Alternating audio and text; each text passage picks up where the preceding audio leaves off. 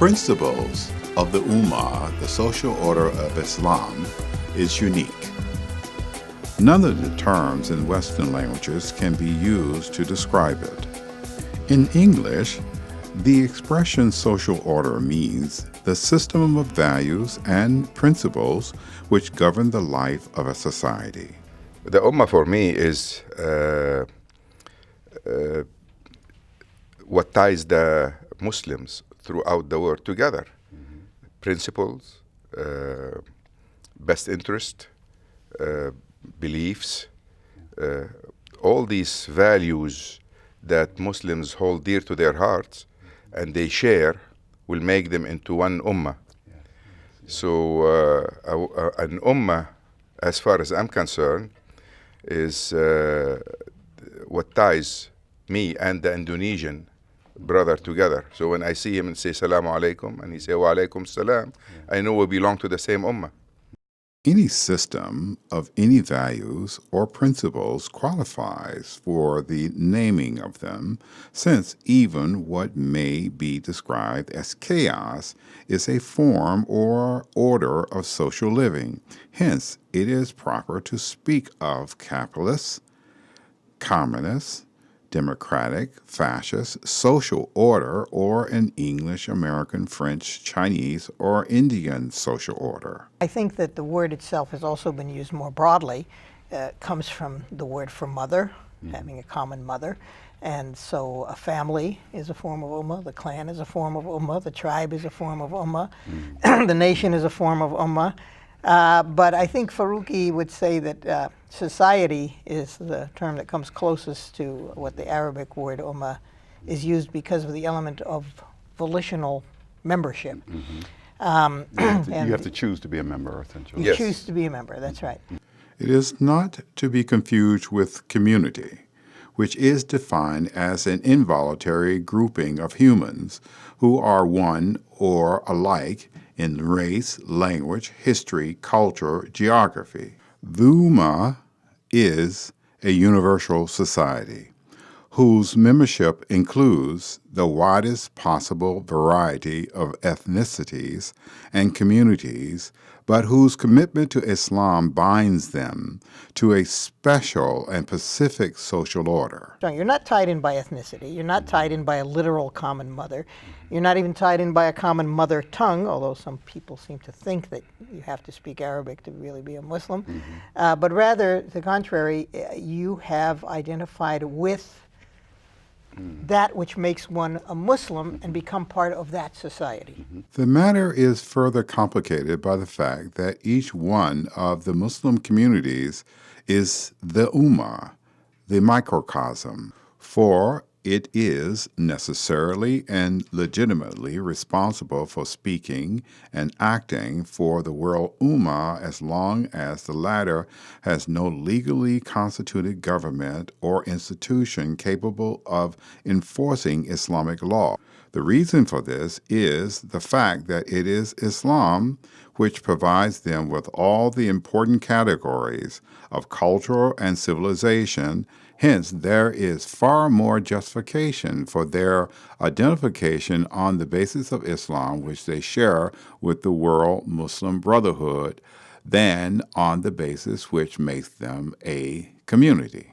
Although one could argue that Ummah is used to refer to the community of Muslims, the fact is the definition of what constitutes a Muslim can be narrow or broad. Tawheed is the essential element. So if you believe La ilaha illallah, which then means? that there is nothing worthy of worship except God, the creator of everything, the God of Abraham, then you are by definition a Muslim. But there's a narrower definition of the Ummah, which actually is probably better categorized by the word millah, the millat Muhammad, the community, religious community following the Prophet Muhammad, which is the second part of the Shahada being the declaration of the faith. The first part I just said. The second part is, and that Muhammad is the messenger of God. So if you say, believe that there is nothing worthy of worship except God, then you are a Muslim in the broad sense and a member of that broad community. if you, in addition, believe that Muhammad is the messenger of God, then you are a Muslim in a more narrow sense and a member of that narrower community. But I do agree that, you know, that mankind is considered a brotherhood. Again, going back to the ummah coming from the word mother. So if ummah means having the same mother, then all your brothers are part of your ummah. And who are our brothers? Well, the Quran refers to the brotherhood of the religion, the brotherhood of the faith, and it also believes to the brotherhood of kinship. And it repeatedly points out that we are all descended from Adam and Eve, and therefore we are all brotherhood by kin. The latter, i.e., the differing elements with their respective communities furnished, are not denied, but being relatively unimportant in comparisons with those which Islam provides for them, they are recognized and put in the places which properly belong to them. The term Ummah is not translatable and must be taken in its original Islamic Arabic form. It is not synonymous with the people, or the nation, or the state. Expressions which are always determined by either race, geography, language, and history, or any combination of them. On the other hand, the Ummah is translocal, not determined at all by geography considerations. Its territory is not only the whole earth, but all of creation. Is a humanitarian concept that includes all human beings. All human beings, Those that are Muslims today, and the rest who might be members of the Ummah later. So in a sense, he's probably hinting to the fact that Muslims, as part of their religion, their faith, is to encompass others, to be kind to others, and to be exemplary to others in order to bring them closer to their same faith. Neither is the Ummah restricted to any race. It is transracial and regards all humanity as its actual or potential members. Nor is the Ummah the state, because it is a transtotal world state, within which it may include and contain several states. The nature of the Ummah is against ethnocentrism. The social order of Islam is universal, enveloping the whole of mankind without exception. Further? By the way, there is a famous saying of Imam Ali, may Allah be pleased with him. He said, all people are your brothers, either your brother in faith or your brother in humanity. By virtue of being human, of being born, every person is an actual member of the social order, or a potential member whose recruitment is the duty of all other members. Islam recognizes the natural groupings of human beings into families, tribes, and nations as a God-created and a God-ordained arrangement. One of the reasons I live in the United States is to have the freedom to think that everybody is my brother. I love to associate, my neighbors are Christians, Jews, no religion, and I love all of them. And I think they're all my brothers. This is the Islam that I have that is not ethnocentric. The Holy Quran says, O mankind, we have created you male and female. We have constituted you into peoples and tribes that you may know one another. Noblest among you in the eye of God is the most righteous of you. But it rejects every ultimization of such groupings as definitive of man, as constituting a final criterion of good and evil. Is it true that Muslims today are unfortunately exclusionary in their understanding of the Ummah, but also even in their desire of who should be included?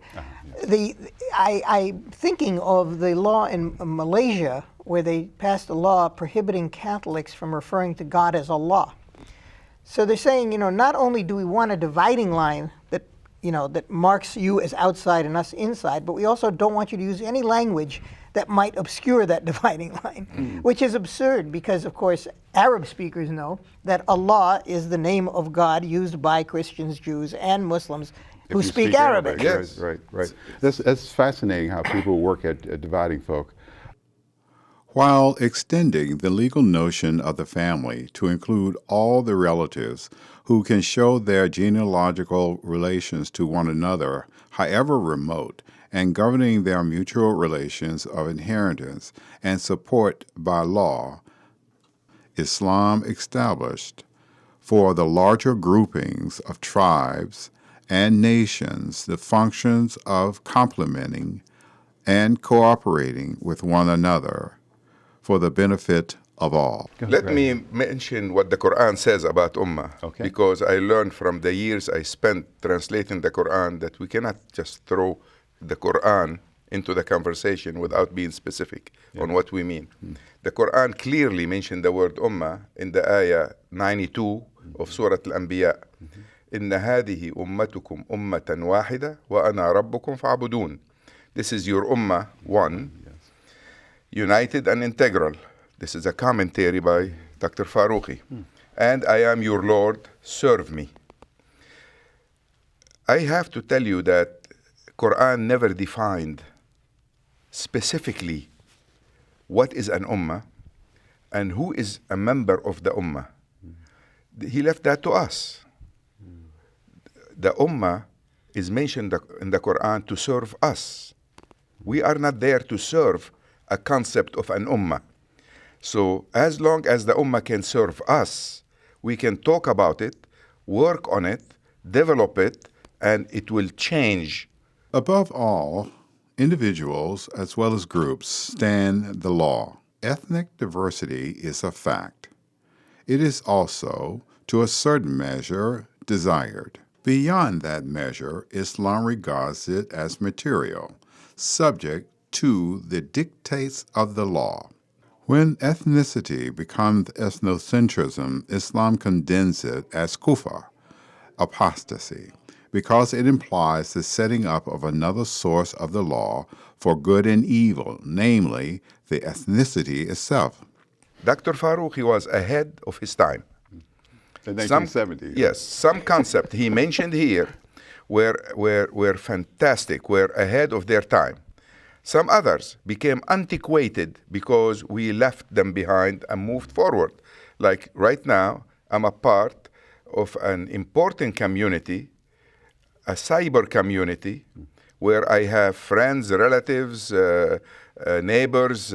We visit every day. We talk every day. I teach there. I use it as a. I mean, they accepted me as a teacher, so I teach there all the time, and I enjoy it. So those concepts are also concepts that are invented by us to serve us. Since the observance of Sharia religious law lays down upon a sovereign ethnic entity the duty of making peace and war only in step with the Ummah as a whole, and so too conduct its affairs as to prevent evil from befalling on the other, and to bring good to them. Beyond these measures, Islam tolerates no particularism and lays upon all Muslims the religious obligation to fight it with all its strength wherever and whenever it shows its face. And the Holy Quran says, "And if two factions of believers fight each other, seek to reconcile them. If thereafter any of the two factions turns to aggression, then fight them until they come back to their senses, and reconcile the two again in justice. Be just and equitable, for Allah loves the just." The Ummah Yes. and its characteristics. Yes. He is definitely revolutionary there. But he did not take in consideration anywhere the example of Medina. You see, to me, constructing a state begin and end in Medina. I believe that experiment led by the Prophet was the first implementation of what he understood the Quran to be in his time, in that place. The practical application of establishing a community or the first application based on time and place, based on the people he's dealing with, the time they're in, the general knowledge, their understanding of social life. Here, Faruqi forgot totally that the basic unit in Arabia was a tribe. And the Constitution of Medina changed the loyalty from tribal into national. We cannot overlook that. Yeah. This is probably the most revolutionary concept that ever happened in the history of a human being. That Constitution of Medina brought people, Arabs, that know nothing except tribal loyalty, and told them, now your loyalty is to the state. The first constitutional article of that constitution says, we are a nation among nations. It declares sovereignty and independence, right there. We are a nation among nations. We're no longer a tribe. And anybody that comes to us is a member of that nation. He didn't use the word citizen, because it's a new concept. But he said, you're a member of this nation. The weakest among us, the poorest among us, can obligate all of us. Like if you're one of the Quraysh people that were fighting the Prophet, and you come to any member of that community and say, protect me, and he accepts to protect you, the whole nation will have to protect you. That's fantastic. The law of Islam is one for all on the account of its divine source. Just as God is one, the God of all creatures, certainly of all humans, his law is one and the same. He has no favorites. He makes no exceptions. Islam regards ethnocentrism as gravely as it does, because favoritism is an attack upon the very transcendence of God. For God is to be the ultimate reality, the ultimate judge, the ultimate principle, criterion, and source. His stance between all creatures must be one and the same. For him to regard any ethnic group as his favorite, as different in relation to him, to his law, to his cosmic order, to his systems of reward and punishment, is to necessarily impair his ultimacy or transcendence. Freedom of conscience. And on top of that, gave respect to everybody. Even those that were idol worshippers were equal citizens. Yes. It's fantastic. It is. So fact, we cannot overlook this in 1970. Yes. But it makes sense. It has greater resonance even in today's political experiences. The Ummah, as Faruqi writes, is a universal society. Do you agree with that assessment, Dr. Imad-ad-Dean? Well, yes. I mean, one of the, and this is where the point that Professor Kaskas just made, is right to the point. The model is the Medinan city-state. And in that Medinan city-state, everybody was, and even though it's true, the word citizen didn't exist then, but the thing is, functionally, what is he talking about when he talks about the members of that community?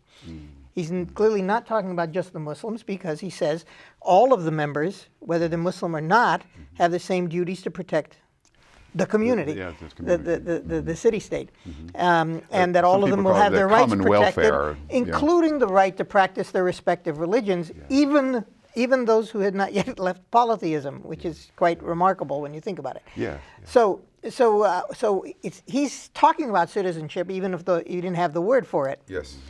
And in what way? Their responsibility to the law. The responsibilities to the defense of the community. Right.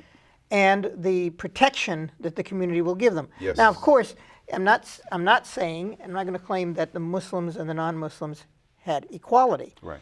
Although, if you analyze carefully, in the beginning, they they practically did have equality, because the idea of things like the jizya and so on, that came later. That later. That came later. The document itself give them equality. In the document. What came later, it's total disregard to that document. Well, Now, what document are we referring to?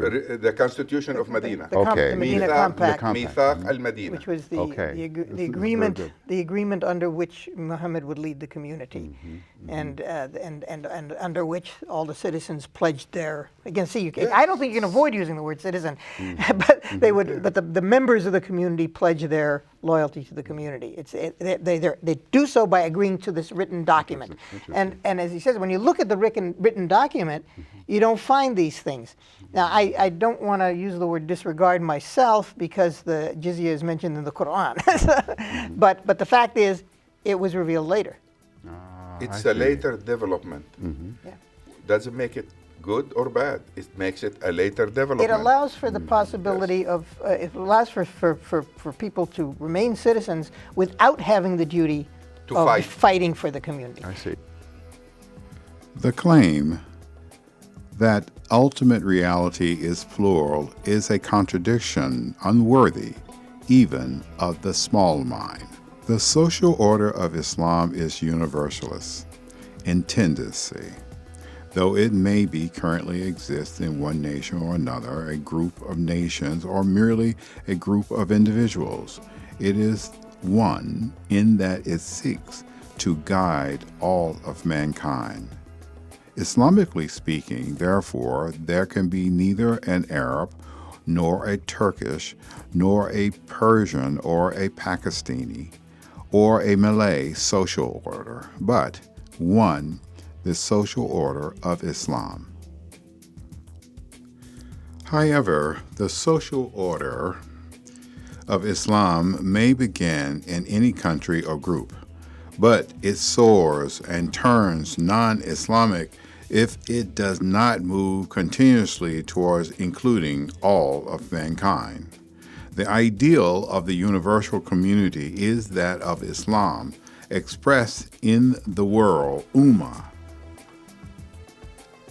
As Dr. Kashkash said, the Holy Quran states, "The believers are indeed brethren of one another, constituting one brotherhood. This is your Ummah, one, united, and integral, and I am your Lord, serve me." This points to the very purpose of humanity, to be of service to God. There is a question that states quite clearly there is no clergy or laymen and laity in Islam. And why is that, do you think? Because every Muslim is supposed to be knowledgeable about his religion. To lead to Because prayers and everything, because including women, because Quran, in the Quran, Allah mentioned that He made that book easy. Easy.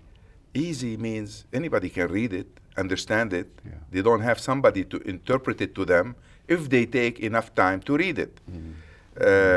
But if they don't take time to read it, if they always defer to a scholar, so-called scholar, yes. to tell them what the Quran says, it'll become like he is interfering between them and God to interpret God's words. I see, yes. See, He becomes, the point is that there's no class of people who are invested with special religious authority.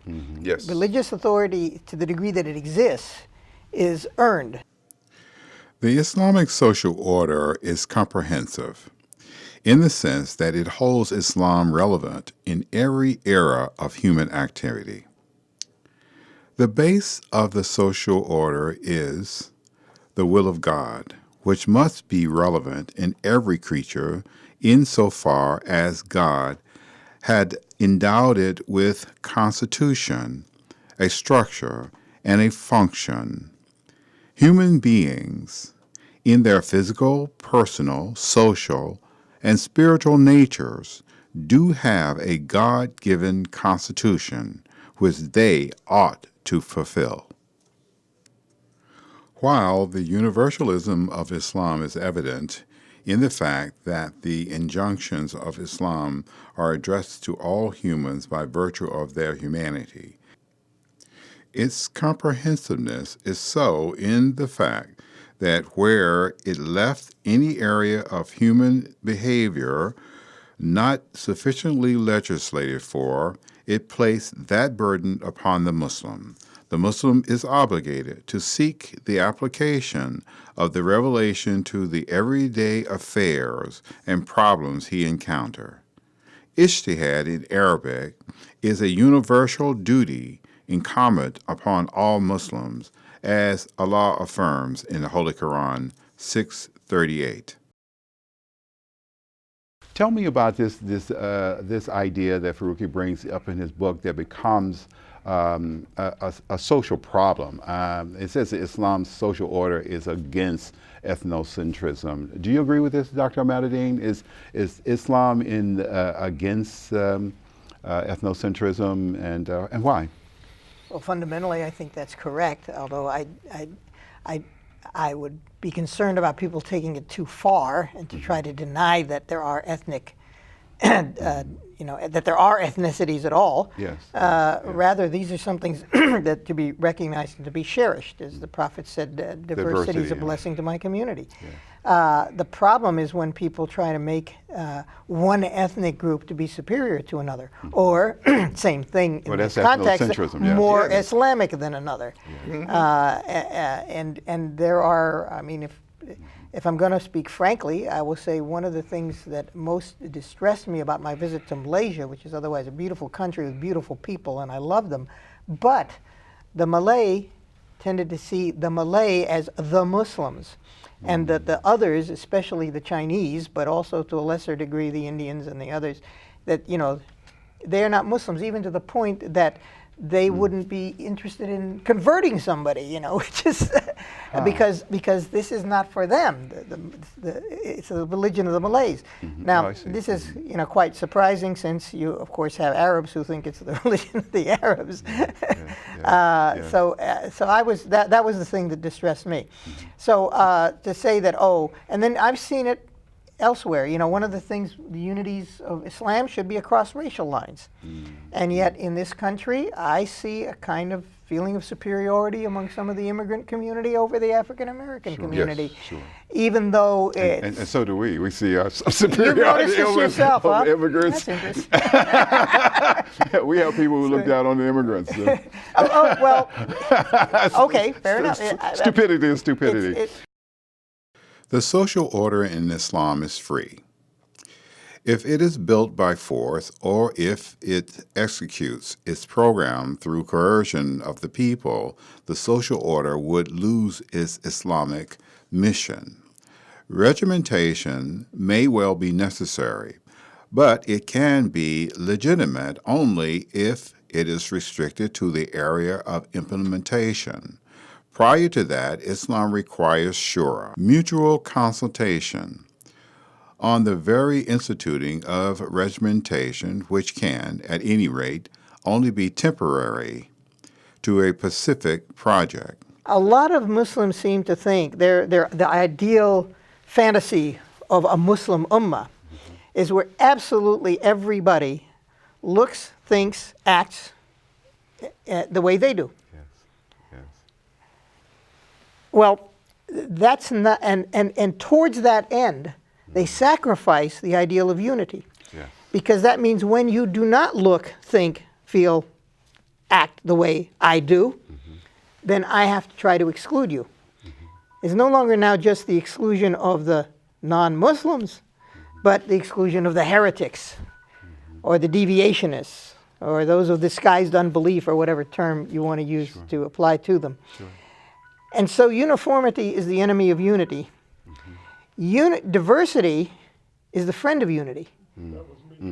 Because people can be diverse and yet commonly directed towards their common goal. And they can work together on, say, okay, you're a different race than I am, you're different ethnicity, different national origin, you subscribe to a different school of Islam.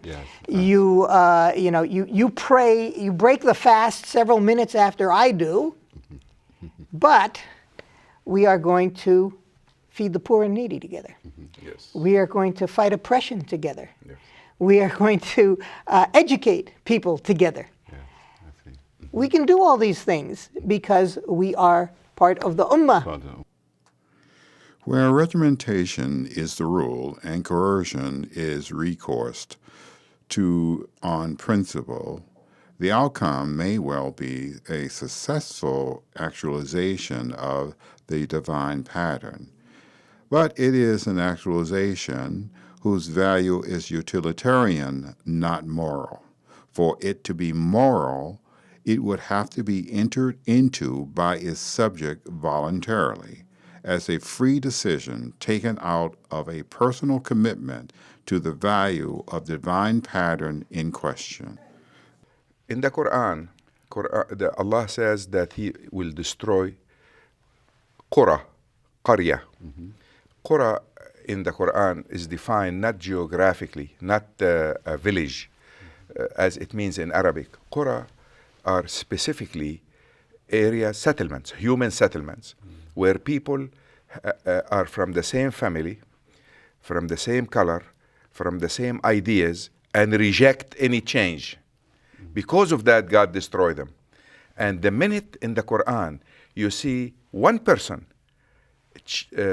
coming with an opposite idea, the description stopped being Qarya into Medina. So, in the story of Moses, for instance, people are saying something about him and they wanted to plot to kill him. And from the end of the Qarya came somebody, but immediately that guy became أتى من أقصى المدينة, from the far part of Medina. At the beginning of the ayah, it's a Qarya. Now it became a Medina because there is a difference in opinion. God in the Quran urges us to have diversity, does not like this uniformity. And Prophet Muhammad changed the name of Yathrib to Medina specifically because he put an end to the era of Qura, those tribes where everybody had the same ideas. When any new ideas that comes there is opposed because it's different from what we found our forefathers doing. Right. Yes. You know? Yes. And to translate, That's fascinating. literally translate that, the similarity to the difference between provinciality and civility, right? The provinciality, the provinces we think of, we use the term to mean people of a provincial attitude, are the people who are not open to change, who are not open to different ideas, who identify strongly with the people who look like them. And the civility is that situation where you have a plurality of ideas. Different ideas. Different, and a plurality of people. Yes. The cosmopolitan. Different races. Is the more civilized society. Yes. So and therefore it's very appropriate, as he said, that the Prophet should change the name of Yathrib to Medina. To Medina. This is not just because he accidentally wanted to change the name. He's putting an end to an era and starting a new era where Muslims should become civil.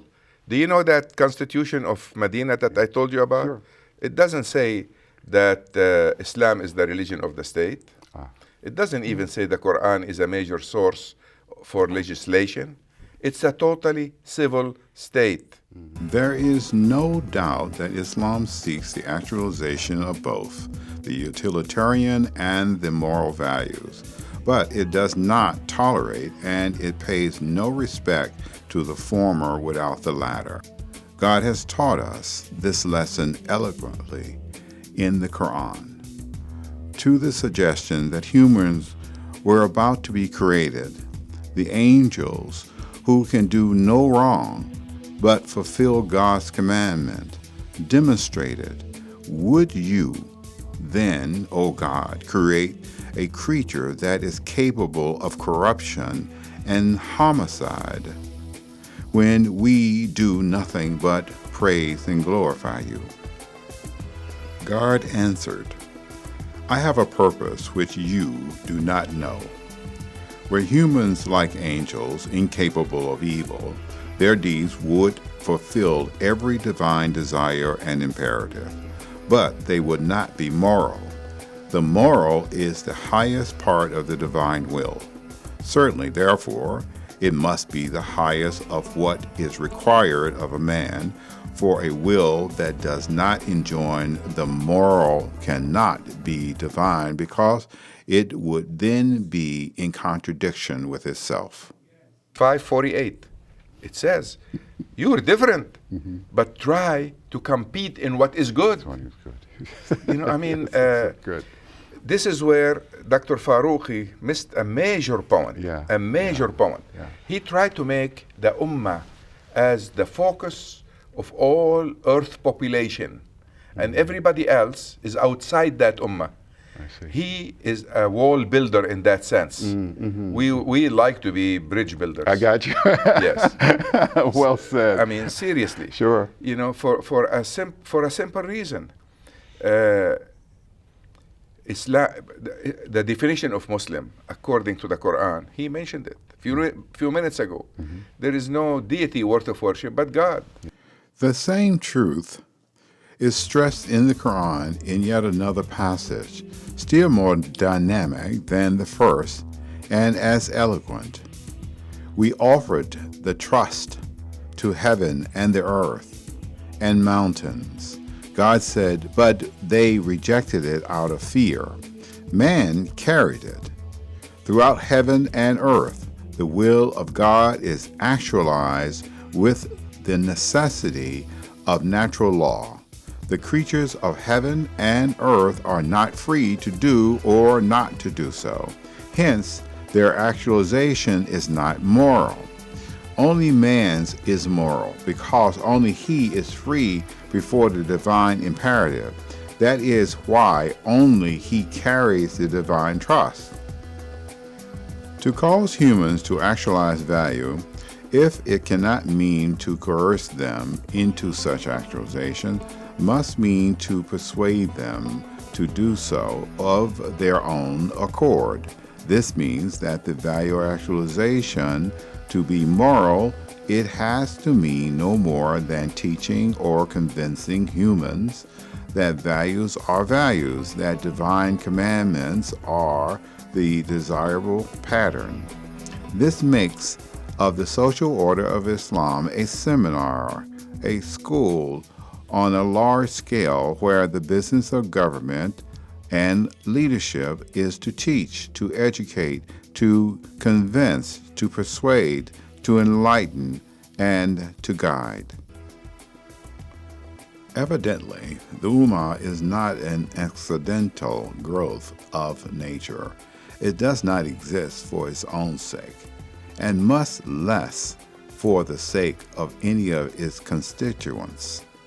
It exists solely as an instrument of the divine will, which seeks through the Ummah to find concretization in time and space.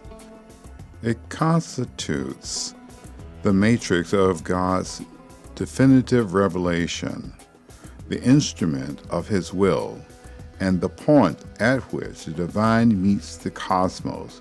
And here, the cosmos is launched on its infinite march towards fulfillment of the divine purpose.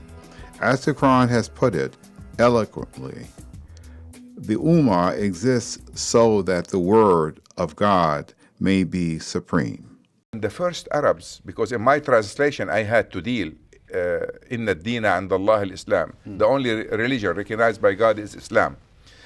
This is how it translated in 99% of the Quran translation. I didn't translate it this way, because when the first Arab heard the word Islam, they didn't hear a noun that describing a group of people that have the same religion. Right. Actually, what they heard is submission to God.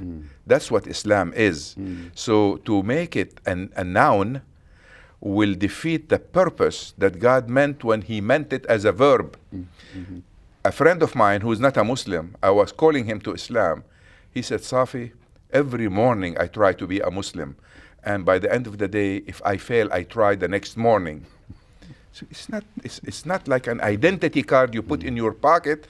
The Ummah's internal dynamics. No Islam without the Ummah.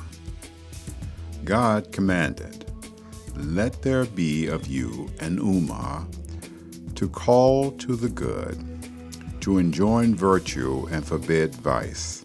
Clearly, the Muslims are commanded to form themselves into an Ummah, a social body organized in a special way. The Quranic text has given us the illah, sufficient reason, of the commandments, namely to call to the good, to enjoin virtue, and forbid vice. This illah, sufficient reason, however, is only the final cause, or ultimate purpose, which the Ummah is supposed to serve. The less, hence, an instrumental cause, is the fact that it is the Ummah which makes possible the calling to the good, the enjoining of virtue, the forbidding of vice. The Ummah is the source of the Muslim's rights as well as his duties, and it is the body in which whose rights and duties can be exercised. Try to become submitter every day. Yeah. And try again if you make a mistake and you fail to be the first day. Yes. This is what Islam, this is the dynamic Islam that would rebuild this ummah Yes, yes. Well into an active ummah. Right now it's a ummah in a coma. In Right. order to take it out of the coma, we need to inject some new ideas there. The new ideas have nothing to do with aqidah. Our aqidah is the same. Yeah. What we need to do is our purpose on earth. Our purpose of life on earth is to do good, is to be khulafa in reality. Khulafa means vice regent of God, trying to do God's work on earth, serving others, serving nature, trying to build resources for the future generation, not waste resources. This way, the term ummah become meaningful. The Prophet, may God's peace be with the Prophet, rules. It is not permissible for three Muslims to find themselves in a land without their assigning one of them to their leadership, since their purpose is to uphold the rights, enforce the divine injunctions, realize justice, execute the hudud, and the fulfillment of happiness in this and other world. There is no escape from forming themselves into an ummah. Many, many people of whatever religious denomination view their religion as a kind of identity card Right. rather than a set of teachings of what is morally correct. And they use it to desirable. separate themselves from and use others. it to separate themselves from others. If you get engaged in interfaith dialogue and you talk to people not, about what is your ritual Yeah, yeah. or your history, geographical history, but what is it that your religion wants you to do? What is it your religion says is the best that you can do ethically? Yes. You find a lot of similarities. You Yes. find a lot of echoes. Yes. But most people don't want to look in that direction. The Quran says, "We have sent our messengers with necessary evidence. We revealed to them the book and the balance criterion of justice so that the people may establish justice on earth.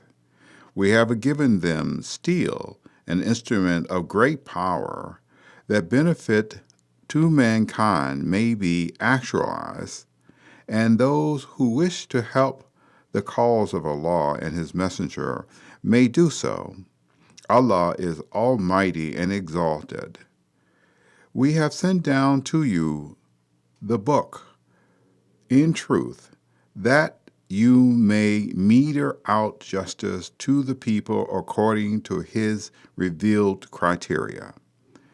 And judge between them, O Muhammad, by what Allah has revealed to you, and do not follow their prejudices." Islam's uniqueness is that of holding that no sincerity of intentions, ikhlas, is credible unless it translates itself into visible acts in space and time, as well as enjoining ikhlas upon the community as such. Faruqi, to be fair to him, he had at least two very impressive ideas there. Okay. The first one had to do with the purpose God created human being. Mm-hmm. He uses man a lot, but that was fashionable at that time. Now we say human being because women are definitely included. Mm-hmm. God created the human being with the freedom to choose. The only thing that distinguishes us from other creatures Yes. is our consciousness Yes. and ability to choose. It's a program Yeah. that God supply us with. So when he told Adam, go eat anywhere you want from that garden, but not this tree. Yes. Actually, it was any tree. I see. It's not like in the Bible, a very special tree of life and an angel will garden it with all this. And all he wanted is to see if Adam is going to realize that his program allow him not to just do what God wants, but also to think about it and then choose. If he is able to choose, then he's ready to come down to earth, to live for a while, and exercise his freedom to choose. Was this the freedom to obey? No. The freedom to choose obedience? No. No? Or disobedience. Yeah. Or disobedience? Yeah, it's the freedom to choose. I see. I'll tell you that what choice we have on earth that God gave us. That's why he forgave Adam for not obeying him with that first. There is no original sin in Islam. Right. There is no original sin. Right. So when Adam realized he did not listen to God, and that was the first time ever, he did not listen, he said, what's the consequences of this? He said, first lesson you learn is there is consequences to your choices. And the consequences to this is to ask for forgiveness, not go down to earth. Go down to earth is part of the plan. Ask for forgiveness is the consequences of disobeying. And of course that was preceded when God brought all of us, the seeds of Adam, and and asked us, am I not your Lord? And we all said, yes, you are. He said, well, we'll see if you're going to exercise that choice when you have the opportunity to exercise it. So when we came down to earth, when some people will tell me, well, he didn't ask me. Yes, he did ask you. And he says this in the Quran. He did ask you. And he gave you all the weapons you need in order to make an informed choice, because he made Adam teachable, which is another, he gave him intellect so he can have ilm accumulated, Anyway, so Adam came down to earth. There are two choices only, all day long, 24 hours a day, 6 days a week, 7 days a week, and 365 days a year. Right. Two choices. Every day. You go through, I go through, he go through. Right. Am I going to do this to please God or to please me, myself, my ego? In Islam, everything is God's concern and falls within the scope of religious imperative. Indeed, the Ummah is the condition of all piety and morality. That is why God described the faithful as men and women who are protectors of one another, enjoining virtue and forbidding vice to one another. Still more directly, he commanded us to cooperate with one another for the good to the purpose of achieving piety. On the side, God commanded us to disagree with and oppose one another so as to prevent evil, to avoid crime, and stop aggression. He described and condemned as people who did not forbid one another the evil which was practiced among them. That is why the prophet said, where people see vice committed and do not seek to change it, Allah will inflict upon them his punishment, and explain his judgment with the reasoning that when evil is secret, it hurts only its doer. When it is public and not prohibited, it hurts everybody. See, I said all this to support that Dr. Faruqi had a brilliant idea here when he said, if God created Adam to obey God all the time, Adam wouldn't be the moral being that he is. Yeah. Because Adam can do the right thing or the opposite, when he chooses the right thing, he's doing what is moral. And that gives him superiority. Tell me, how does it give the human being superiority? See, look, there's no doubt that Because I'm about ready to get arrogant now. There's no doubt that this is correct. Right. Because when God announces the creation of Adam, what is the reaction of the angels? Yeah, They say, are you going to create a creature who is going to shed blood and do mischief on the earth? Yes. To the angels, who have no freedom of choice, it's incomprehensible that God would create a being who may choose To to disobey him. And the angels want to, and not only create this being, but make him his vicegerent on the earth. Right. So what is the point, the angels want to know? And God says, Vicegerent, break the word down for us. his agent, the one who's going to do God's work. In other words, when when people look around and they say, why doesn't God bring peace to the earth? The answer is, that's what he put you here for. Exactly. Exactly. You are not doing your job. Right, right. So, but the angels don't understand that, and God says, well, I know what you do not know. And so he asks them, what is the nature of things? Now, the interesting thing about the fact that man is both rational and volitional is that these things have to go together. You see, without freedom of choice, you cannot independently acquire knowledge. So when God says to the angels, tell me the nature of things, they say, well, we only know what you tell us. And then he breathes his spirit into Adam, right? Yes. Which means that Adam has the ability of reasoning and choice. And he says to Adam, tell them the nature of things, which he proceeds to do. Yes. And then God says, did I not tell you that I know what you don't know. And then Simple idea. And then finally, to underscore the main point, he tells the angels to bow down to Adam. Why would the angels bow down to Adam? Because the creature who can choose to obey God is superior to the one that has to obey God. If that were not true, if the angels were superior to men, as some theologians claim, as Mark Twain said, God created man somewhere between the angels and the French. If the angels are superior to man because they can't disobey God, then so are planets that swim in their orbits or rocks that roll down hills, because they don't have any choice either. Further justification for the Ummah may be derived from the analysis of ethical consciousness and of personalist ethics.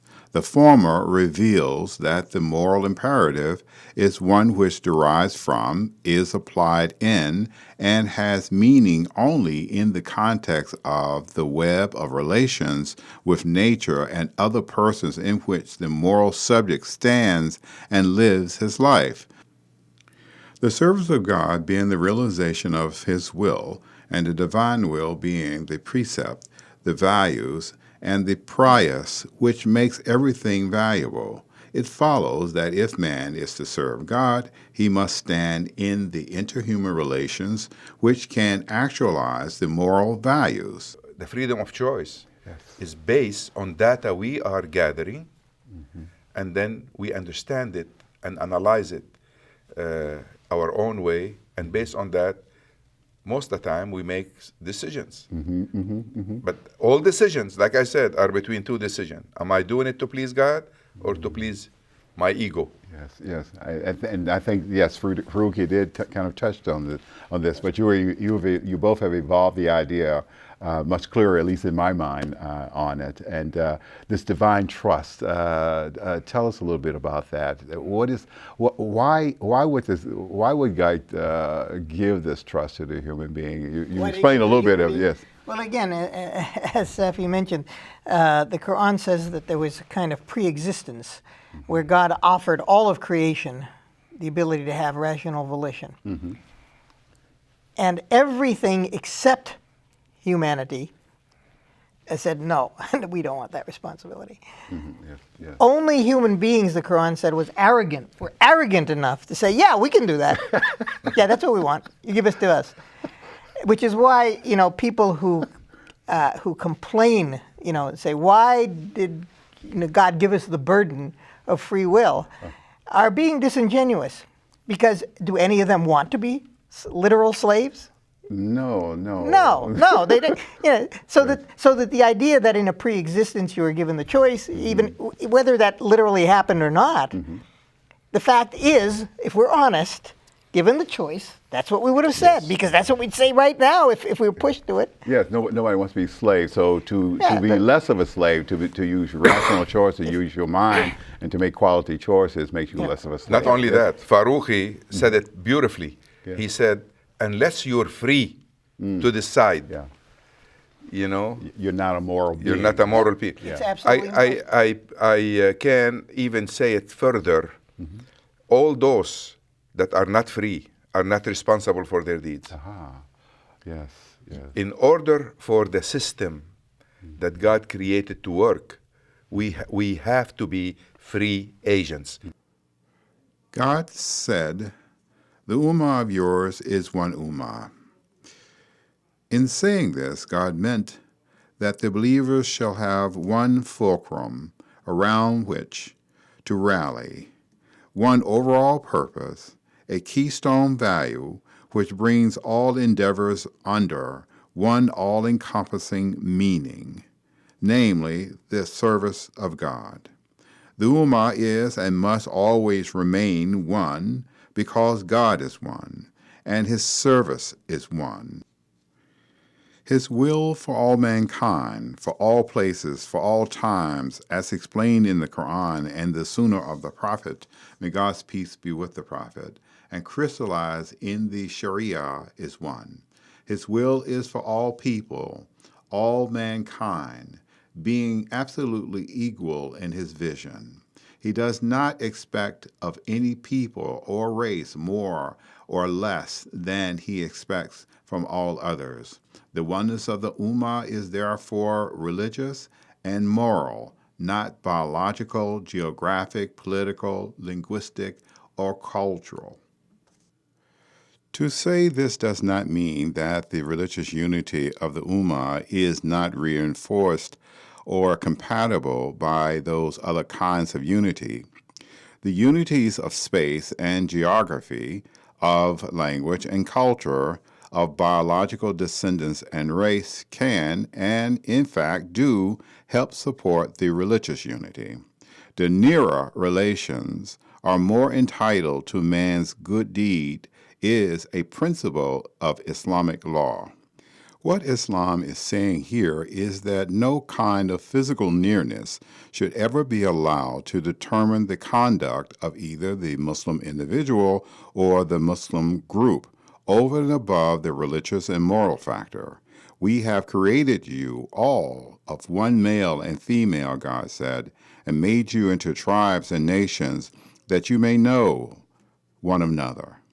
Noblest among you shall be the most virtuous. Evidently, physical nearness is subservient to virtue and piety. It is secondary to ethical worth and personal merit.